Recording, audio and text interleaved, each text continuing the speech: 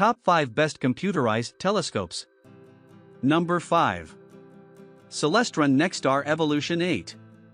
This is a scope that will set you back around $1,500 to $1,900, meaning it's a piece of kit that I would only recommend to people who are serious about astronomy. Of course, that applies to the majority of the telescopes on this list. The Nexstar Evolution uses a 203mm aperture lens, 1,500mm focal length, resulting in a focal ratio of f7.4. The size of its lens means that you'll be able to see a maximum theoretically usable magnification of 480 times, which makes it a very solid system for stargazing. Then again, it only makes sense considering the price point. The accessories included in the Evolution 8's box includes a stainless steel tripod, a single fork-arm altazimuth go-to mount that has a rechargeable battery of up to 10 hours of runtime.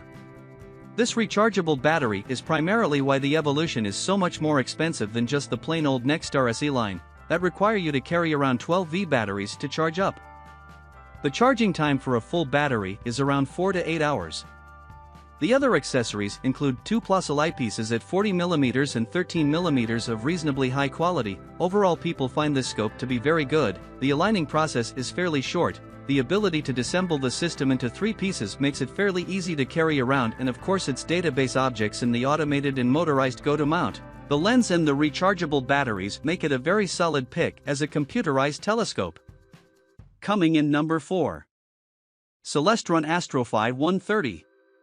This scope is going to set you back around $450 to $500, putting it in the midst of an entry-level computerized scope that also has a motorized alt-azimuth mount. The specs of the scope are 130mm for the aperture and 650mm focal length. This means the focal length for the system will be at f5.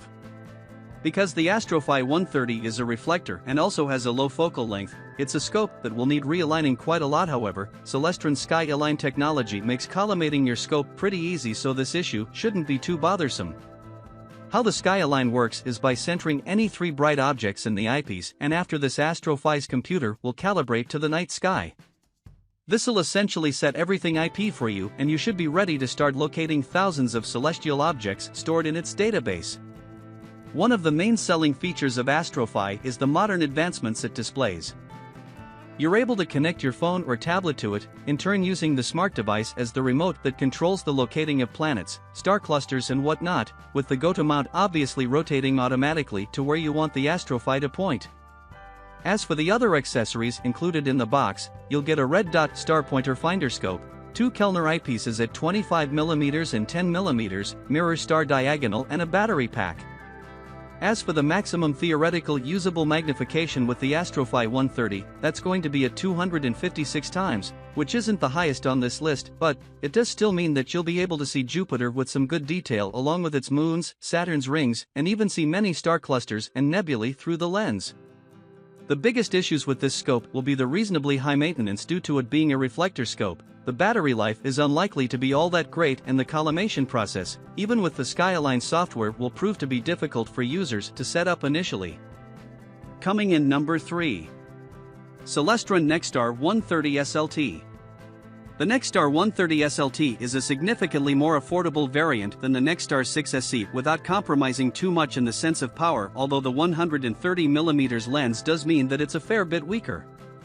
The specs of the 130 SLT are a 130mm aperture, 650mm focal length, which means that the focal ratio is at f5. As the system is also a reflector scope, this does mean you'll need to maintain the optics on regular basis as they are exposed. The accessories included in the box are 2 eyepieces at 25mm and 9mm, which most customers claim to not be all that great and should be upgraded if you're looking for a more clear and contrasted viewing experience, but with it you'll be able to see Jupiter and its moons as dots and white galaxies as smudges, but the star clusters will look awesome. Of course, once you reach the maximum magnification of the 295 times, the views of the singular entities will be significantly more clearer and detailed, allowing for a more pleasing experience. In the box you'll also get a star pointer, handset holder, the Sky Astronomy software, a user manual, and of course the motorized altazimuth mount with a Nexstar hand controller. The go-to mount of course is going to be the main selling point for this device, and from the experiences through customers, the mount is automatically able to locate 4000 plus objects.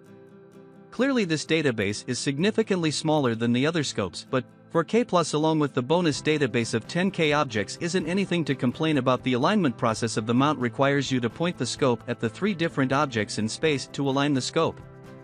This may take a few tries, but when set up, pointing to other stars and clusters shouldn't be a problem.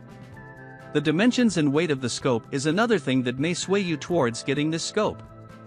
Weighing in at 8.16 kilograms with dimensions at 71.1 by 30.5 by 20.3 centimeters, it's not necessarily the smallest thing around, but it's definitely more than possible to carry it around in a carry-on bag if you're traveling.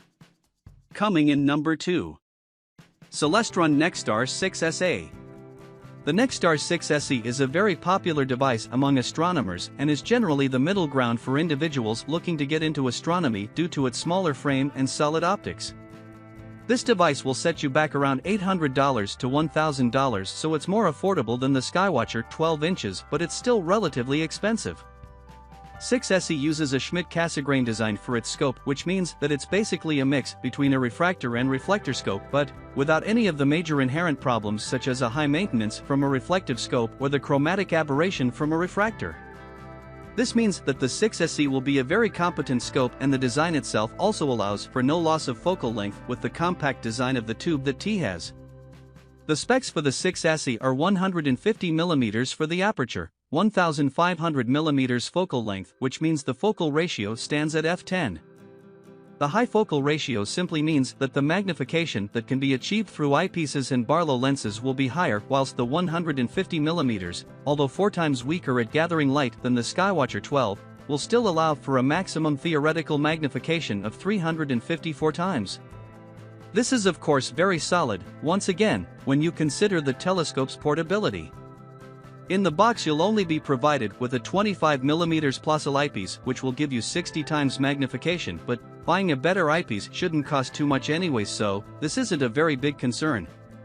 The other accessories included in the box are a red dot star pointer finder scope, visual back and a mirror star diagonal. The mount used for this scope is also a motorized go-to mount, which is fully automated with 40K plus objects within it, as well as Celestron's Sky-Align procedure, which makes collimating the scope very easy. There's also a built-in wedge to polar align Nexstar SE for images through a DSLR camera if you're looking to take some images with the scope as well. People who've used the scope have said that it's a great telescope, but the initial startup and figuring out how to use the software isn't very well done by Celestron. Coming in number 1. Skywatcher 12 inches. The Skywatcher 12 inches collapsible is definitely a very big device, weighing in at around 30 to 40 kilograms according to Amazon, but the optics and of course the computerized aspect of it, it's a scope that'll definitely be worth the price if you invest the money. The aperture of the system is 12 inches, which roughly translates to 303 mm, a focal length of 1500 mm and a focal ratio of f4.9. The initial view that you'll have through the scope will be very wide but also very detailed, which is something I'm sure you'd appreciate from the Skywatcher 12 inches. The mount used for the scope is a motorized go-to mount, which will point the scope to wherever you want it to as long as it pertains to the database of 42,900 plus objects. The mount also comes with a dual encoder design, which will allow you to move the telescope manually if that's what you want to do without needing to constantly realign the scope. This means using the Skywatcher 12 manually or through the motorized mount isn't going to cause too many collimation issues. Within the box you'll be provided with 2 4-element plus eyepieces at the 25 mm and a 10 mm sizes. These magnification are obviously great for an out-of-box experience, but when you consider the maximum theoretical magnification of the system being roughly 596 times, there's potential for a lot more if you decide to get smaller eyepieces or purchase a Barlow lens. Nevertheless, with the eyepieces out of the box, you should have no problem viewing the moon at a very high details, see essentially all the planets within our solar system with good detail, as well as view other deep space objects like nebulae, star clusters, galaxies. The other accessory included within the box is a 2 inches single-speed Crayford-style focuser with 1.25 inches adapter. Being a collapsible device, the Skywatcher is actually reasonably portable when taken apart into 2 pieces. With its patented truss tube design, it can easily be put back together in very short periods of time. All in all, the 303mm lens is going to be a very solid reason to pick this scope up over other scopes, and the fairly large database of celestial objects even make it easy for beginners to gaze at many beautiful and wondrous objects in space. However, the size of the scope and the price of it too, being around $2,000 to $2,500, does mean you'd need to be willing to stretch the wallet quite a bit in order to afford it, but if you do, I'm sure you won't be disappointed.